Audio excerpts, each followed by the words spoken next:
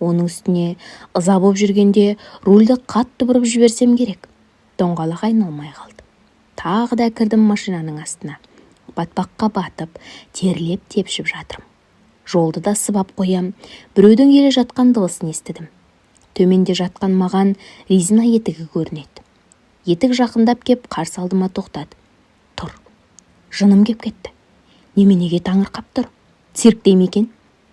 Тұрма, өт шапшаң, тынысымды тарылтпай деп айғайладым машинаның астында жатып. Сарала боп бұлғанған көнетоз көйлегінің етегін көзім шалып қалды. Сірә, машинаға ілесіп, ауылға жетіп қалғысы келген кемпір болар. Жүре бер әжетай дедім. Мен әлі біраз жатам, шыдамың жетпес. Ол іле жауап қатты. Мен әже емеспін. Мазақ қылғандай мінгірлеп айтты. Ашулана бастадым.